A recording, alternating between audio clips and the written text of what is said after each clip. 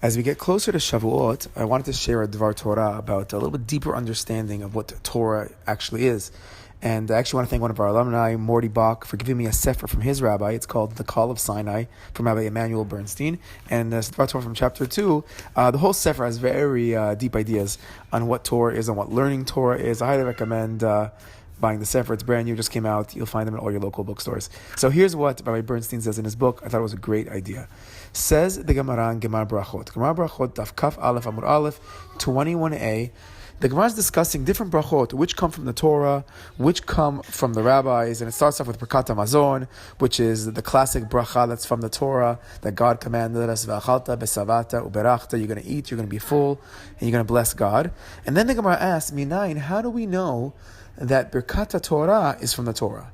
How do we know that God commanded us himself to make a bracha before we learn Torah in the morning? Every morning when we wake up in the morning, we're supposed to say different morning brachot. And one of the morning brachot we say is Birkat Torah, Al Divrei Torah, or Asok B'Divrei Torah, depending on your nusach. But we thank Hashem, we make a bracha before we learn for the Torah we're going to learn for the day.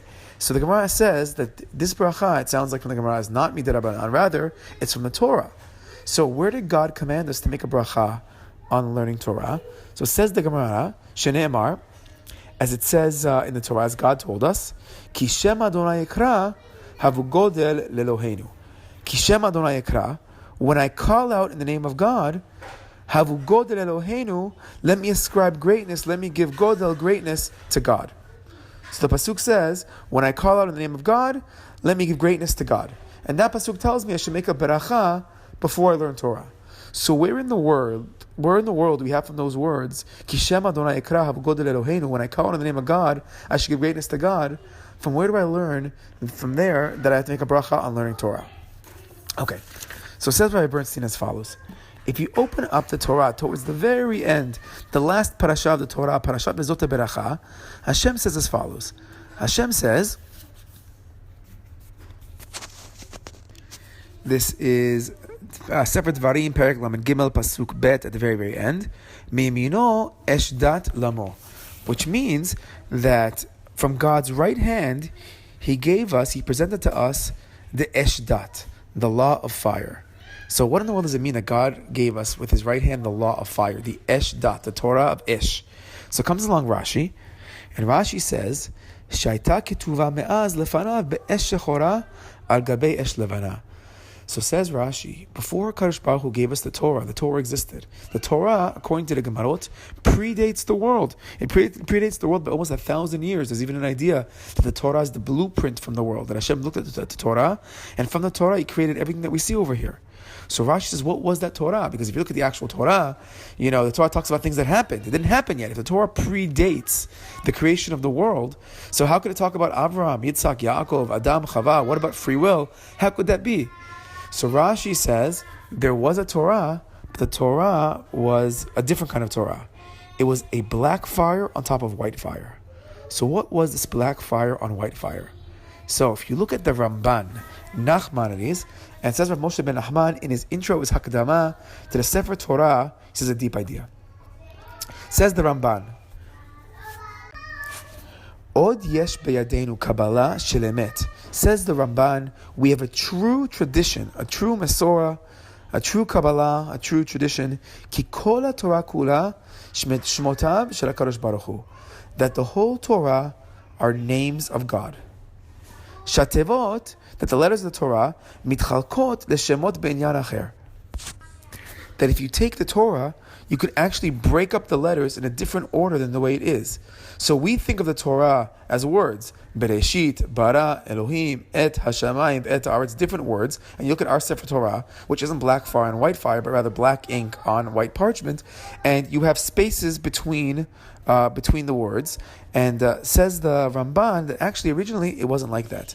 Originally it was just letters, continuous letters, which could be broken up in a different kind of way.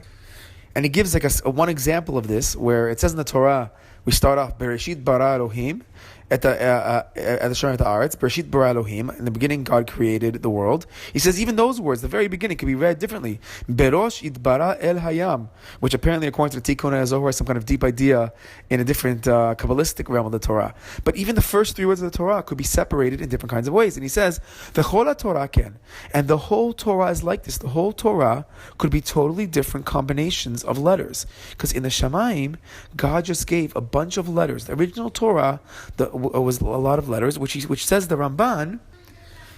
So says the Ramban that this is the original Esh Shechora Gabe Esh Levana. This is what we're talking about. That originally the Torah was just a bunch of contiguous letters going word, word, word. And you can read them in all different kinds of ways. And when you read them in different kinds of ways, you have yourself different names of HaKadosh Baruch Hu. And he said it was then given down to Moshe Rabbeinu, and Moshe Rabbeinu had the job to now separate the letters into words based on what happens down below, based on our free will, and based on a lot of other deep ideas you could have over here. I just added that last part. But the Ramban says that it came to Moshe, and Moshe's job was to break it up. And how Moshe breaks it up is a deep idea that we're not going to speak about. But based on this Ramban, originally the Torah up top was black fire on white fire, a bunch of letters that just went letter, letter, letter, following each other. And those were actual names of God if you separate them in different ways. Says the Maharsha, coming back to our original question, that's what the meaning of the pasuk, where it says, Ki Shem Adonai Ekra Havu Godel Lelohenu, let me call out in the name of God, and let me give greatness to God. That's the source to making brachas when we learn Torah. Because says the Maharsha, based on the Midrashim, based on the Ramban that we just said, that when you call out in God's name, what's calling out in God's name? It's learning Torah. Because Torah is all names of God, just broken up in different ways. So says the pasuk, when you call out in God's name, Havu Godel Eloheinu, make sure you give Gedulah, make sure you give greatness to God, make sure you make a bracha. And this also works perfectly with the bracha that we make on learning Torah, because we make the bracha of Al Divrei Torah, and then we say, Marevna Hashem Elokeinu, Hashem, make the Torah sweet for us and for our children, and our children's children. Kulanu Yodei Shemecha V'Lomdei Toratecha Lishma, and we should all be Yodei Shemecha, know your name, understand your name, and learn Torah for the right reasons, Lishma, for the sake of Torah, for the sake of Hashem. So beautiful, it says, Kulanu Yodei Shemecha. In the actual bracha itself, we should be able to know your name. Because ultimately, the Torah is names of Hashem. Ultimately, knowing Torah properly, learning it, getting to the depths of the Torah, is getting to the depths of the name of Hashem itself. And that's Yodei Shemecha. And if you just want a hint in the Torah, an open proof that everything we're saying is written clearly in the Torah, this black fire, this white fire, these hidden letters, the different order.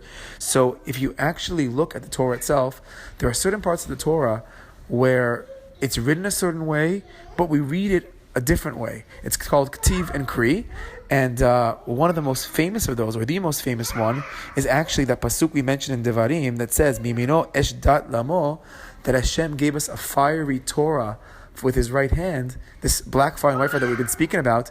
That pasuk itself, the word esh dat, the two words, fiery Torah, are actually written as one word, esh dat, aleph shin dalet taf, straight, with no spaces in between, saying that the fiery Torah really up on top, it's hinting to the real fiery Torah of just letters of names of God. So B'ezrat Hashem, we should be zocheh on Shavuot to have beautiful learning of Torah, to get into it, to get deep into it, and maybe have the zechut of being Yodei Shemecha, really starting to understand those names of Hashem. Chag Sameach.